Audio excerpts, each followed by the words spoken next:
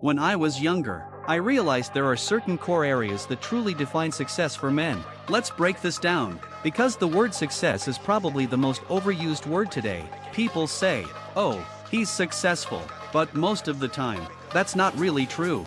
Take this example. Imagine a man who studies hard, goes to university, gets a job at a big company, climbs the ladder, and eventually becomes a manager. He's earning $150,000 a year, drives a company BMW, wears a nice suit, and in the office, people listen to him. By society's measures, he's successful.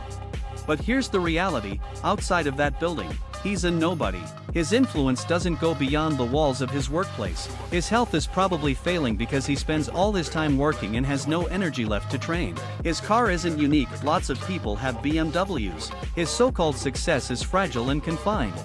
True success for a man doesn't come from a job title. It comes in different forms. The first and most important is freedom. If you don't control your own time and your own choices, you're not free, you're just a well-paid servant. Think about it. In the past, slaves received food and shelter in return for labor. Today, you work for money, and that money goes to pay for food and shelter. The cycle hasn't really changed. So freedom over your time and your location is essential. The ability to say, "I'll go where I want, when I want," is real success.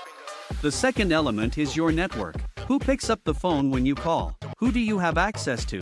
Your network determines the opportunities available to you. If you can call high-value, successful people, share an idea, and immediately make things happen, that's power. Most people don't have this, and that's why they remain stuck. The third area is physical presence. A man who isn't strong or disciplined physically will never be seen as truly successful. It's not only about health, it's about presence, confidence, and the ability to command respect without words. And then, there's the social side. Like it or not, women have always been a symbol of status. It's not about pleasure, it's about what their presence says about who you are. Walking into a room with admiration around you shows influence, power, and respect at the highest levels of success. Everyone has money and cars, but not everyone has loyalty, admiration, and influence.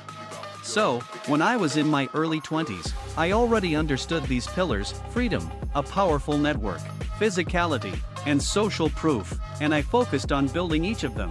Many people never even think about these things, because they're distracted and wasting time, but these are the foundations of being truly high value.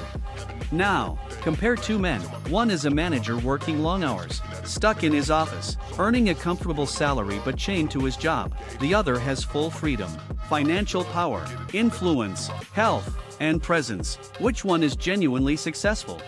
The truth is, real success is not defined by a company position or a paycheck. It's about building a life where you have freedom, strength, influence, and recognition. And once you focus only on what truly matters, you'll naturally begin to attract and achieve exactly what you set out for.